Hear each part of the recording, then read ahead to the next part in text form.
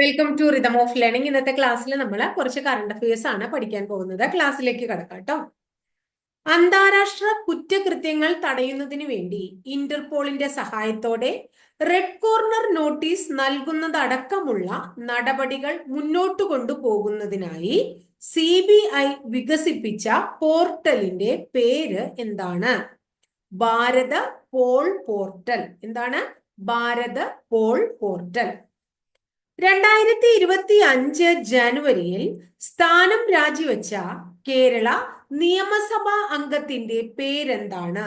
PV Anwar, നിലമ്പൂരിൽ നിന്നാണ് കേട്ടോ. അടുത്തത്, ISROന്റെ പുതിയ ചെയർമാനായി നിയമിതനായത് ആര്? Doctor V Narayanan. ഇപ്പോ മുൻപ്, അതായത് 2025 ഇദ്ദേഹത്തിന് മുൻപ് സ്ഥാനം ഒഴിഞ്ഞ ജാനുവരി 14 സ്ഥാനം ഒഴിഞ്ഞത് ആരാണ്? Doctor S സോമനാഥാണ്. ഘാനയുടെ പ്രസിഡന്റായി 3ാം തവണയും തിരഞ്ഞെടുക്കപ്പെട്ട വ്യക്തി ആരാണ്? ജോൺ മഹാമ.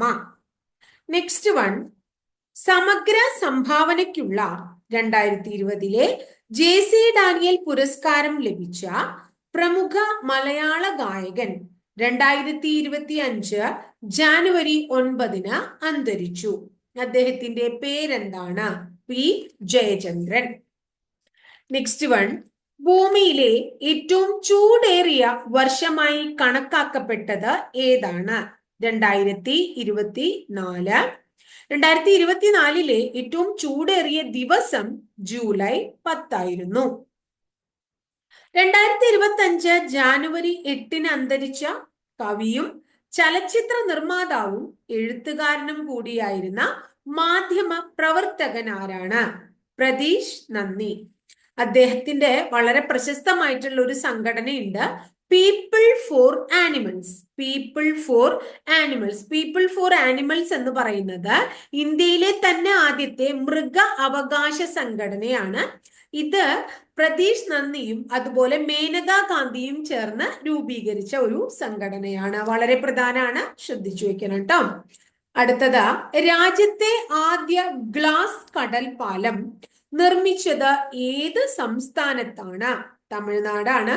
37 കോടി രൂപ ചെലവാക്കിയിട്ടാണ് തമിഴ്നാട് ഇങ്ങനെ ഒരു ഗ്ലാസ് കടൽപ്പാലം നിർമ്മിക്കുന്നത്.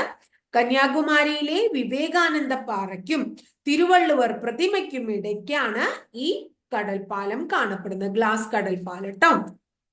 അടുത്തത്, എത്ര വർഷത്തിന് ശേഷമാണ് UPയിലെ പ്രയാഗ്രാജിൽ ജാനുവരി 13 ആരംഭിച്ച മഹാകുംഭമേള? എത്ര വർഷം കൂടുമ്പോൾ നടക്കണ കുംഭമേളയാണ്? 144 വർഷം. ഇത് അവസാനിക്കുന്നത് 45 ദിവസത്തിന് ശേഷം ഫെബ്രുവരി 26 അതായത് നാളെയാണ് ഇത് അവസാനിക്കുന്നത്. അപ്പൊ 12 വർഷത്തെ ഇടവേളകളിൽ നടക്കുന്ന, എന്താണ് 12 വർഷം കൂടുമ്പോൾ നടക്കുന്ന കുംഭമേള? പൂർണ്ണ കുംഭമേള. അപ്പൊ 12 വർഷത്തെ ഇടവേളകളിൽ നടക്കുന്ന 12 പൂർണ്ണ കുംഭമേളകൾക്ക് ശേഷമാണ് പ്രയാഗ്രാജിൽ മാത്രമായിട്ട് മഹാകുംഭമേള നടക്കുക. അപ്പൊ ഇനി 2169 ഇത്തരം ഒരു മഹാകുംഭമേള നടക്കുള്ളൂ എന്നും കൂടി ഓർക്കണം. അടുത്തത്, കേരള പോലീസിന്റെ പാസിംഗ് ഔട്ട് പരേഡിൽ ഒരു പ്രതിജ്ഞ ഉണ്ടാവും. ആ പ്രതിജ്ഞയില് ലിംഗഭേദം ഒഴിവാക്കുന്നതിന് പോലീസ് ഉദ്യോഗസ്ഥൻ എന്ന പദം അല്ലെങ്കിൽ ആ പ്രയോഗം മാറ്റി പുതിയൊരു പ്രയോഗം അതില് ആഡ് ചെയ്തിട്ടുണ്ട്. അത് ഏതാന്നാ ചോദിക്കണേ? സേനാംഗം. എന്താണ്? സേനാംഗം. അടുത്തത്, ദേശീയ യുവജന ദിനം നമ്മൾ എന്നാണ് ആഘോഷിച്ചത്? ജാനുവരി 12 ആരുടെ ജന്മദിനാണ്? സ്വാമി വിവേകാനന്ദന്റെ ജന്മദിനാണ്. എന്ന് തൊട്ട് ആഘോഷിച്ചു തുടങ്ങിയ 1985 തൊട്ട്. ഈ വർഷത്തെ ദിനാചരണ വിഷയം ഏതായിരുന്നു എന്ന് ചോദിച്ചാൽ youth empowerment for nation building. ഏതാണ്? Youth empowerment for nation building. അടുത്ത് ശ്രദ്ധിക്കാം. കവിയും നാടകകൃത്തും മുൻ നിയമസഭാ അംഗവും നിയമസഭാ സാമാജികനുമായ ഏത് രാഷ്ട്രീയ നേതാവിന്റെ ആത്മകഥയുടെ പേരാണ് എന്റെ കമ്മ്യൂണിസ്റ്റ് യാത്രയിലെ പോരാട്ടങ്ങൾ എന്നത്? ആരുടെയാണത്? പീരപ്പൻകോട് മുരളി. അപ്പൊ അദ്ദേഹം കവിയാണ്, നാടകകൃത്താണ്, മുൻ നിയമസഭാ സാമാജികനാണ്. അദ്ദേഹത്തിന്റെ നാടകകൃത്താണെന്ന് പറയുമ്പോൾ നമ്മളെ പ്രധാനപ്പെട്ട രണ്ട് നാടകങ്ങളൊന്ന് ഓർത്തു വെക്കണം. സ്വാതി തിരുനാൾ അദ്ദേഹത്തിന്റെ നാടകമാണ്, സഖാവും അദ്ദേഹത്തിന്റെ നാടകമാണ് എന്ന് ഓർക്കുക. അടുത്തത് ലോകത്തെ ഏറ്റവും വലിയ ദ്വീപായ ഗ്രീൻലാൻഡ്. ലോകത്തിലെ ഏറ്റവും വലിയ ദ്വീപ് ഗ്രീൻലാൻഡ് ആണ്, നമ്മൾ കേട്ടിട്ടുണ്ട്. ഈ ഗ്രീൻലാൻഡ് അടുത്തിടെ വാർത്തകളില് ഇടം പിടിക്കാൻ എന്താണ് കാരണം US-ന്റെ നിയുക്ത പ്രസിഡന്റ് ആയിരിക്കെ ഡൊണാൾഡ് ട്രംപ് ഗ്രീൻലാൻഡിനെ അമേരിക്കയുടെ ഉടമസ്ഥതയിൽ ആക്കുന്നതിനുള്ള ഒരു ആഗ്രഹം പ്രകടിപ്പിച്ചു. അങ്ങനെയാണ് ഗ്രീൻലാൻഡ് ഈ അടുത്തിടെ വാർത്താ പ്രാധാന്യം നേടിയത്. അപ്പൊ ഗ്രീൻലാൻഡിനെ കുറിച്ച് ഒന്ന് രണ്ട് കാര്യങ്ങൾ പഠിക്കൂ.